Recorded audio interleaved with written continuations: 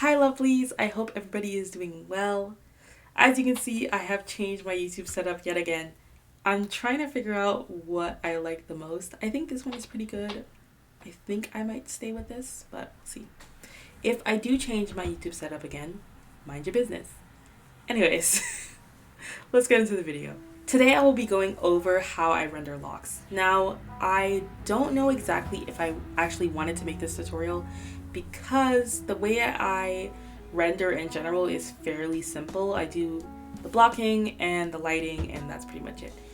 But since I did both the afro tutorial and the skin color tutorial, I figured I would do the lock tutorial as well. There's a few different things that I do in the lock tutorial that might help. So that's what I'm gonna do and we're gonna get into it, all right? So here we're starting with this lovely gentleman here. I basically will be starting with the flat colors, obviously. And what I will be doing is I'm making the flat colors a different color so that you guys can actually see better what the heck I'm doing.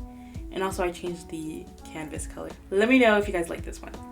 Anyways, so I actually already did the flat colors and I wanted to show you guys a little bit something that I did in the flat colors.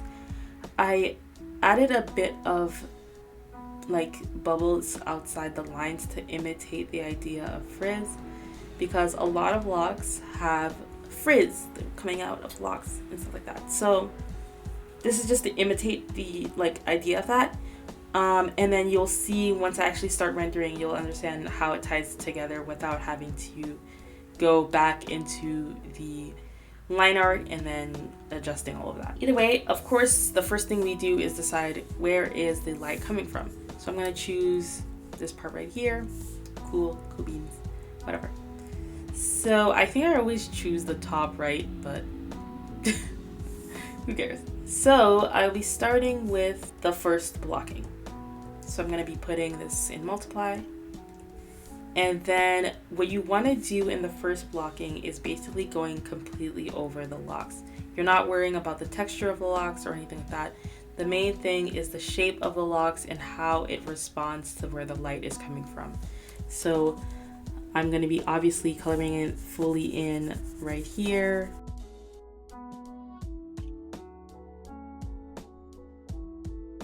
Keep in mind of the light, of course. This is more formatting the locks and how it is responding to the light.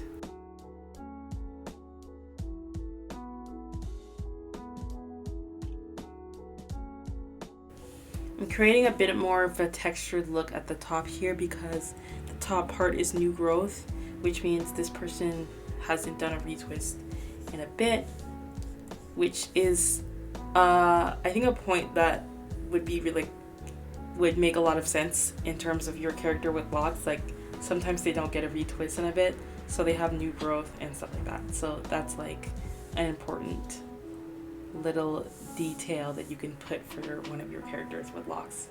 So after the first blocking, we're going to lower the opacity a little bit, and then we're doing the second blocking. The second blocking is basically we're going over the texture of the locks now. So now we're actually minding the actual texture of the locks. You can change to whatever color you want here. So in terms of the texture of the locks, you're going to be following through with which way the locks are formatted. So in a lot of cases, not all, when you get a retwist, your locks are palm rolled. So they're rolled like that. And they form sort of like these sort of lesions in the locks. And that's what the lines that are in the locks are supposed to imitate. So when you render it, you're basically following through with the lines. All right? And you're doing that with every part of the locks, even in the parts that are lightened. You're gonna see, of course, we're going with the format of which way the light is going. So I'm not gonna be going fully into those parts, you know what I mean? But you're still going with the format of the locks so that it creates this texture. And here is basically where you will be involving the frizz parts of your hair and like basically blending them into the locks. In the darkest spaces where there obviously will not be any light, you can just fill it in like that.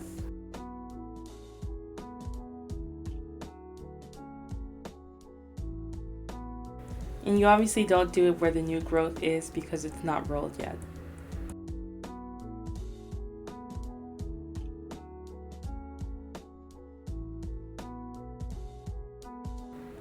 Alright, so now that we're done this part, we're going to lower the opacity only a little bit because I still want a lot of the texture in. But as you can see, the texture is really coming together. We don't want to lower the opacity too much because then we'll be losing the amount of texture that we have. So finally, you have the first block of lighting. Here, I will be doing the same thing like I did in the first block of shading, where I won't really care about the texture and I'm more caring about the form and the shape of the dreads and how they're responding to the light. So I'm adding a lot right here because this is where the light is.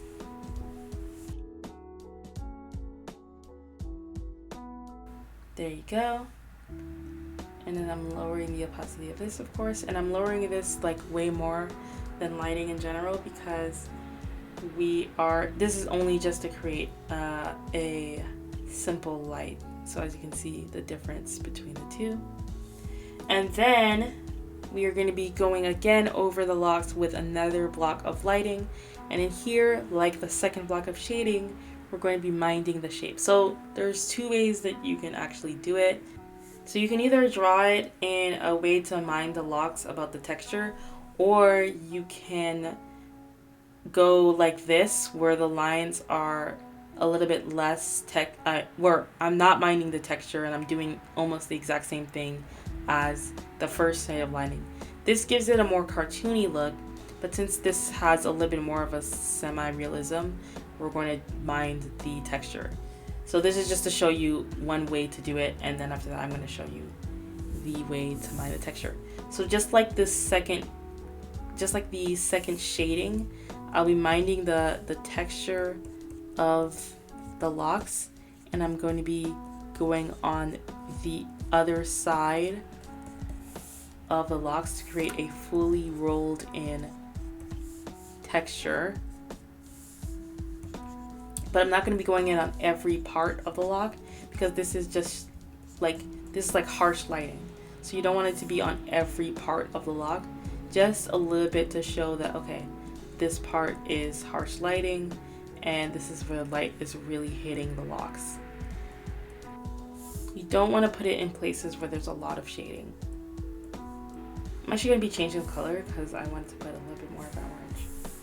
Boop. And I'm going to be lowering the opacity a little bit. And there you have it. This is how I render locks. So as you can see, like without even using blending, I'm able to make it look very textured and pretty cool. So I'm going to give you another example that I have that has way less detail in there, but almost the same sort of steps.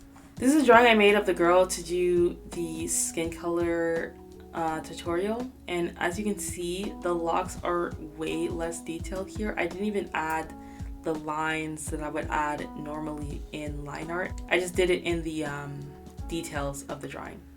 But there's still the blocking and there's still the lighting. But as you can see, this is a little bit more cartoony, so I don't really mind the texture of the locks as much. So another example is for a more cartoony look is my persona.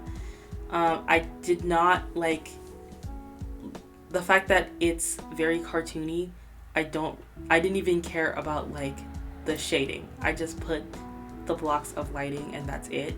And I did the lines to show a little bit more texture, but that's pretty much it. That's pretty much all I did. And that's it. Like I said, it is pretty simple. The next tutorial will be on braids and cornrows, which has a little bit more complicated steps.